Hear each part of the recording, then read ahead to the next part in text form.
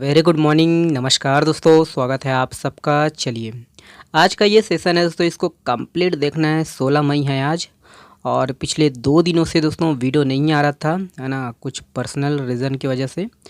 चलिए, वीडियो को कंप्लीट देखिएगा, और वीडियो पसंद आता है तो वीडियो को शेयर कीजिएगा अपने दोस्तों तक। शुरुआत करते हैं। पहला प्रश्न देखिए, किस जिला के पाली के चैतुरगढ़ के जंगल में दुर्लभ प्रजाति के हील गीको छिपकली मिली है? तो ये किस जिले में है दोस्तों, है ना। ऑप्शन है यहाँ पर, और इसका जो सही आंसर है, करेक्ट आंसर है दोस्तों, ऑप्शन नंबर कौन सा? बी सही है दोस्तों। याद रखना, ये कोरबा में है। ओके, ऐड कीजिएगा, कोरबा में है। देखते हैं डिटेल से, ये है इसके संबंध में। तो याद रखिएगा दोस्तों कि कोरबा जिले के जो है पाली के चैतुरगढ़ के जो है जंगल में दोस्तों, एक मिनट, अब से दोस्तों मैं जो है इसका इस्तेमाल नहीं करूँगा, ठीक है, पेंट का। तो कोरबा जिले के जो है पाली के जो है चैतुरगढ़ के जंगल में दोस्तों क्या दुर्लभ प्रजाति के जो है हील गीको छिपकली मिली है। ध्यान दीजिएगा, हील गीको छिपकली। और ये छत्तीसगढ़ से दोस्तों, याद रखना है, छत्तीसगढ़ से जो है कई मील दूर दक्षिण भारत में पाई जाती है। याद रखिएगा। और चैतुरगढ़ में दोस्तों दुर्लभ प्रजाति के जो है हील गीको छिपकली को आमतौर पर, याद रखना है, हार्डवीक गेको के नाम से भी जानते हैं। क्या? हार्डवीक गेको। ओके, ऐड कीजिएगा, ये किस जिले में मिले हैं, इसका नाम याद रखिएगा। ओके, चलिए, ये अगला प्रश्न है।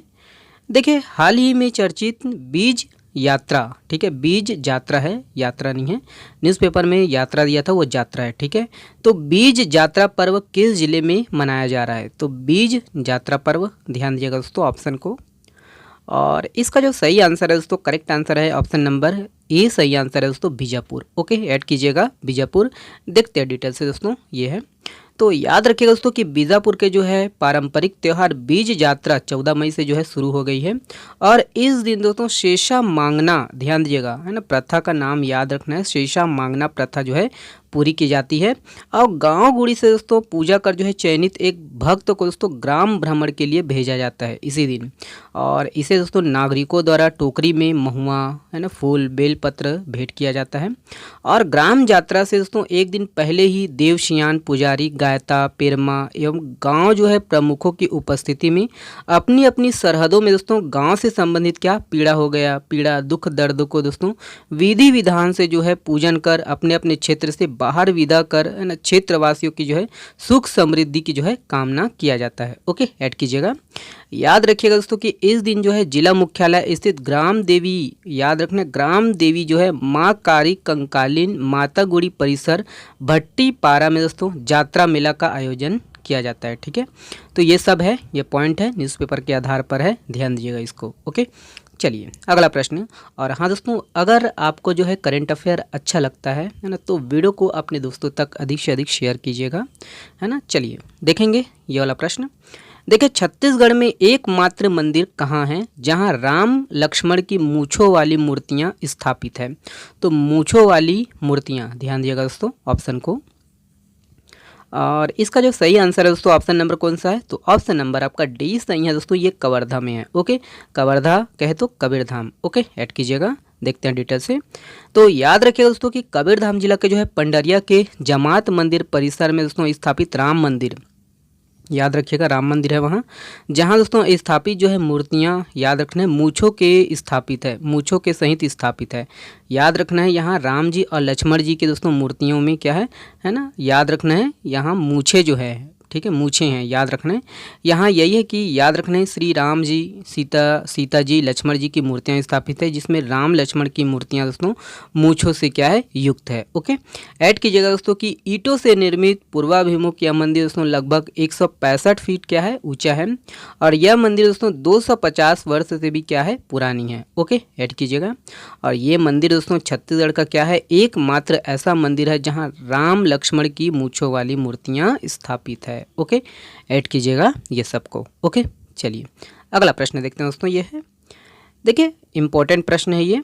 देखिए, मल्हार में किस वंश काल की गोद में बच्चा लिए आदमकस स्त्री की जो प्रतिमा मिली है उसे स्कंद माता भी कहा जाता है?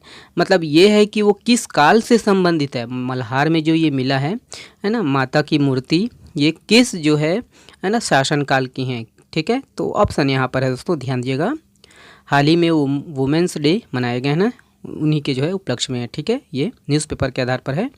और इसका जो सही आंसर है दोस्तों, ऑप्शन नंबर कौन सा है? तो ऑप्शन नंबर आपका ए सही आंसर है दोस्तों, याद रखना है सोमवंश। ओके, ऐड कीजिएगा।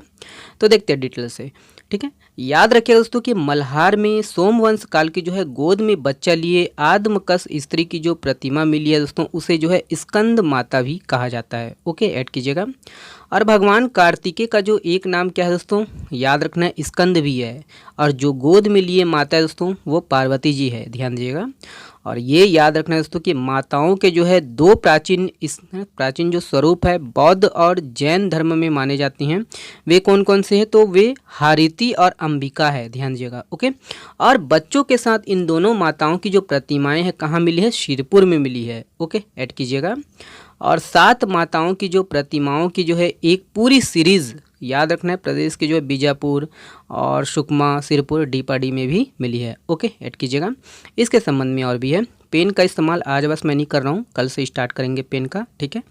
याद रखिएगा दोस्तों कि गर्भवती महिला और प्रसव के लिए दोस्तों तैयार रूप है ना, तैयार रूप की जो है प्रतिमाएं याद रखना है ना। गर्भवती महिला और प्रसव के लिए जो तैयार रूप की जो प्रतिमा है ये कहाँ है, कहाँ मिली, तो महासमुंद जिले के गढ़शिवनी, शिरपुर, तरीघाट और जमराव से खुदाई के दौरान ऐसी जो प्रतिमा है वो मिली है, ठीक है। ऐड कीजिएगा कहाँ कहाँ मिली है। ओके, पूछा जा सकता है एग्जाम में, प्री के एग्जाम में। ओके, डीप से पूछ सकता है। ओके, याद रखना दोस्तों कि माँ स्वरूप की जो है एक दुर्लभ प्रतिमा कबीरधाम जिले के जो है भोरमदेव स्थित मड़वा महल में भी मिली है। ओके, और इसकी बाहरी दीवार पर दोस्तों प्रसव करती महिला का जो है स्पष्ट अंकन है, ध्यान दीजिएगा।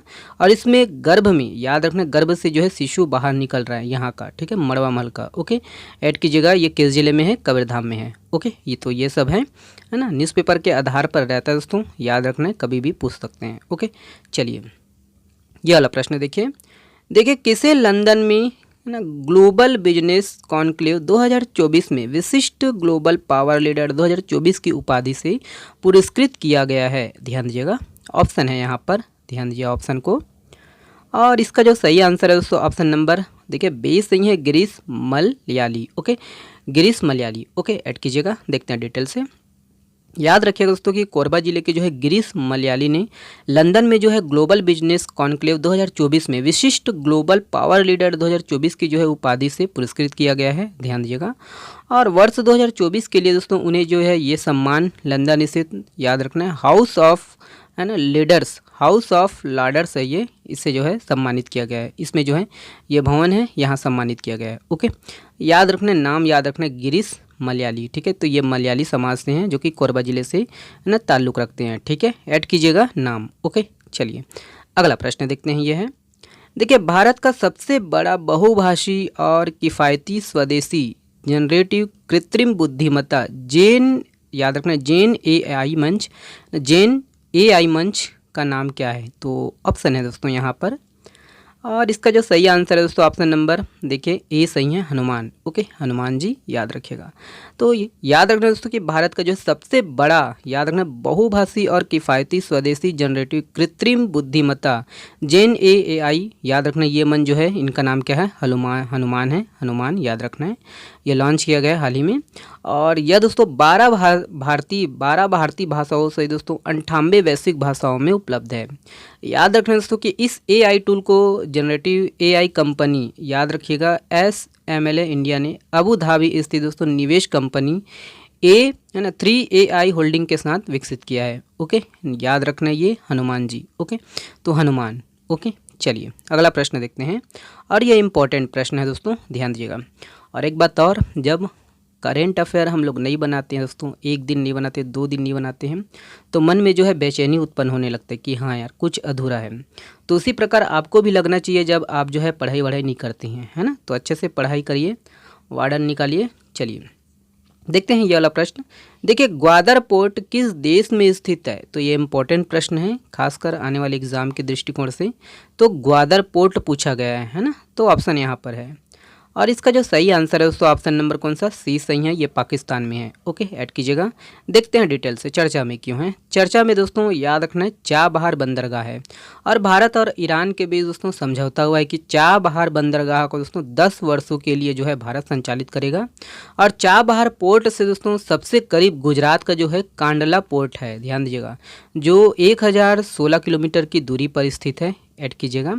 और ये भी याद रखना दोस्तों कि ये जो पोर्ट है हरमुज की खाड़ी पर स्थित है और चाबहार पोर्ट पाकिस्तान के दोस्तों ग्वादर पोर्ट से 140 किलोमीटर की दूरी पर ये स्थित है। ये याद रखना दोस्तों कि ग्वादर पोर्ट किस देश का है, चाबहार पोर्ट किस देश का है और आपका देखिए कांडला पोर्ट है ना, ये किस राज्य में है। ओके, तो ये तीनों को इम्पोर्टेंट है, याद रखना है, आने वाले एग्जाम में पूछा जा सकता है। ओके, चलिए आज के लिए इतना ही है दोस्तों, है ना। ये वाला प्रश्न आप लोगों के लिए है, वन भैंसा की जो है सबसे शुद्ध नस्ल किस राष्ट्रीय उद्यान में पाई जाती है। इसका जवाब दोस्तों आप लोग को देना है कमेंट्स बॉक्स में। और आज का ये सेशन है कैसा लगा, 3 दिनों के बाद मैं बना रहा हूँ दोस्तों वीडियो। ओके, चलिए बनाने का है ना, तो वही है, वीडियो को पूरा देखा करें दोस्तों, वीडियो को शेयर कीजिएगा, वीडियो को शेयर कीजिएगा। काटूंगा नहीं मैं इस वीडियो को कहीं से, है ना। इसका PDF शाम तक जो है टेलीग्राम चैनल में डल जाएगा, डाउनलोड करिए, शेयर करिए और अच्छे से पढ़िएगा, ईमानदारी से पढ़िए। शुक्रिया, बहुत बहुत धन्यवाद।